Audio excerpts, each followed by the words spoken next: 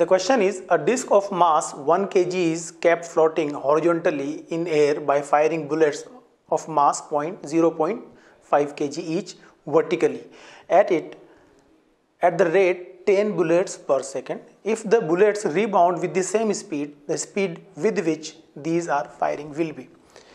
हमसे कहा जाता है कि हमारे पास एक इस तरह से कोई डिस्क है और इस डिस्क का मास सपोज कैपिटल एम है। हम सब जानते हैं अगर इसको मैं एयर के अंदर सस्पेंडेड स्टेट में रखना चाहता हूँ तो मुझे कोई फोर्स वर्टिकली अपवर्ड लगाना पड़ेगा और वो फोर्स हम कंटिन्यूसली बुलेट्स को फायर करके अप्लाई कर रहे हैं।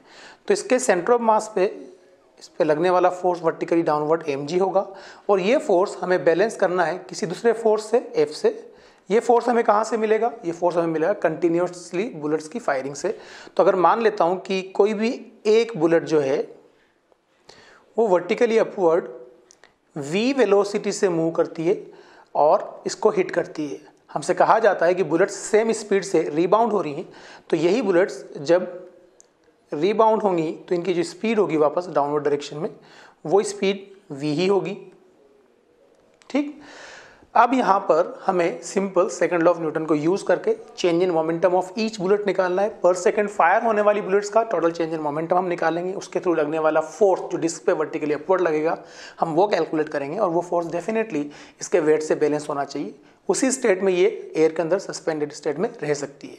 तो मैं यहाँ पर पहले एक बुलेट के मोमेंटम में चेंज निकाल रहा हूँ। तो चेंज इन momentum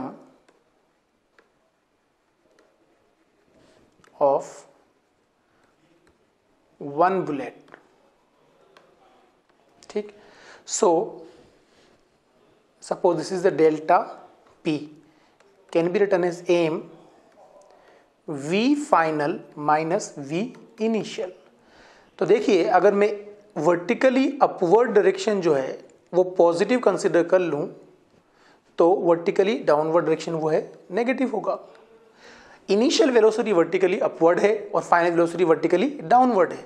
तो यहाँ हम देख सकते हैं कि इसकी वैल्यू आपको मिलेगी एम वी फाइनल जो कि माइनस होगा माइनस वी और वी इनिशियल जो है वो पॉजिटिव था तो ये हो जाएगा वी। इस तरह से हमें जो change in momentum of one bullet मिलेगा वो -2mv मिलेगा।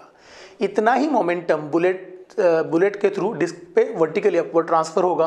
तो momentum transferred to the disk by the single bullet will be equals to 2mv plus 2mv that will shows vertically upward direction.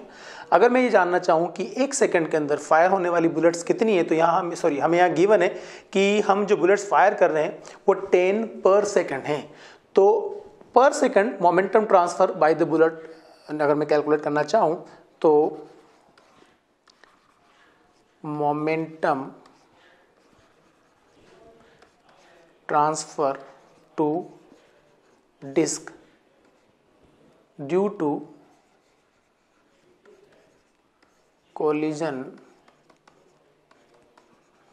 of one bullet is equals to 2mv.